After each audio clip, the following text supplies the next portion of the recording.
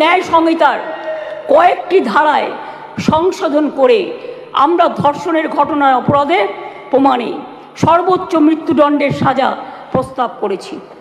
ন্যায় সংহিতা একটা নতুন আইন 64(1), 64(2), 66, 70 এবং 71 নম্বর ধারার ক্ষেত্রে সংশোধনী এনে এই ধরনের অপরাধ প্রমাণে সর্বোচ্চ মৃত্যুদণ্ডের বিধান আনা হয়েছে এই বিলে। ধর্ষণ বা যৌন নিগ্রহের শিকার কোনো মহিলা বা শিশু পরিচয় কোনোভাবে যেটা প্রকাশ্যে না আসে, আগে তো বিলটা পাস হোক, তারপরে তো রাজ্যপাল সই করলেই এটা হয়ে যাবে রেজাল্ট। আইন সংশোধনের মাধ্যমে আমরা সেটাও করতে চাই। এটাও চাই যাতে আদালতের অনুমতি ছাড়া এই ধরনের মহিলা বা শিশুর পরিচয় কোনোভাবেই বিচার প্রক্রিয়া শেষ না হওয়া পর্যন্ত এগুলো নিয়ে আলোচনা প্রকাশ্যে না আসে। স্যার, ভারতীয় ন্যায় সংহিতার 72 এবং 73 নম্বর ধারা সংশোধন করে এর জন্য আমরা 3 থেকে 5 বছরের সাজার প্রস্তাব রাখছি। মনে রাখবেন, বাংলা প্রীতিলতা ওয়াদ্দারের মাটি, মাতঙ্গিনী হাজরার মাটি, কল্পনা দত্ত, বীণা দাস, সুনিতা চৌধুরী, মাদার টেরিজার মাটি। এই মাটি সারা দেশকে পথ দেখায়, পথ দেখাবে। কেউ কেউ বলছে আমরা নাকি আইন করতে পারি না। আমি তাদের জ্ঞানের জন্য বলছি, এটা সর্বৈব মিথ্যা। রাজ্য চাইলে আইন আনতেই পারে। সংবিধান আমাদের সেই অধিকার দিয়েছেন। ভারতীয় সংবিধানের যুগ্ম তালিকায় আইটেম নম্বর 1-এ ফৌজদারি আইনের উল্লেখ আছে। সেক্ষেত্রে রাজ্য চাইলে আইন আনায় কোনো বাধা নেই। আমি আপনাদের বলি, এটা রাজ্যপালের কাছে অনুমোদনের জন্য পাঠাবেন, তারপরে রাজ্যপাল সই করে এটা পাঠাবেন, রাজ্যপাল মাননীয় রাষ্ট্রপতির কাছে পাঠাবেন। এটা মাথায় রাখবেন। আমি আপনাদের কাছে এবার বলি, এই আইন কি করবে?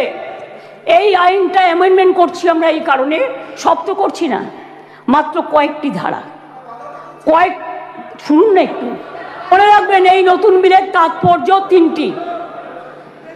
তাৎপর্যটা বুঝুন।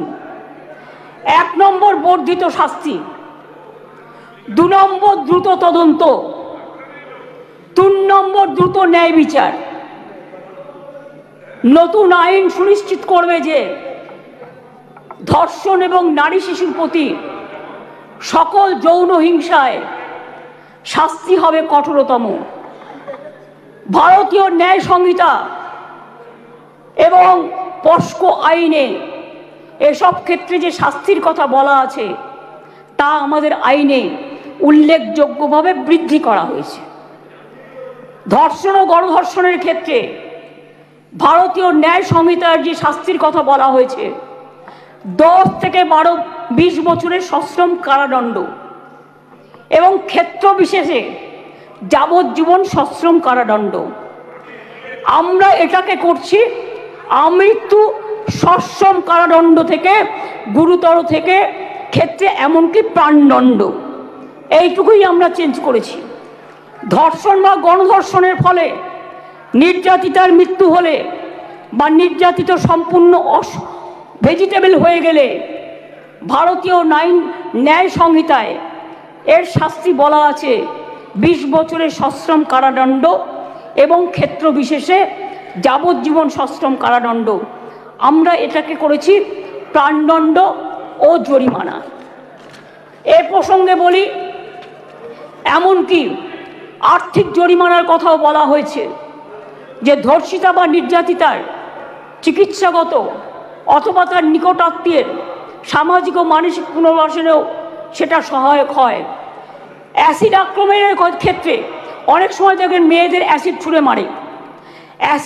অ্যাসিড আক্রমণের ক্ষেত্রে ভারতীয় ন্যায় সংহিতার এর শাস্তিতে বলা আছে 10 বছরের সশ্রম কারাদণ্ড, ক্ষেত্র বিশেষে যাবজ্জীবন সশ্রম কারাদণ্ড এবং ফাইন। আমরা এই শাস্তি বাড়িয়ে করেছি, আরজি করার জন্যই তো এটা হচ্ছে, আমৃত্যু কারাদণ্ড এবং ক্ষেত্র বিশেষে প্রাণদণ্ড।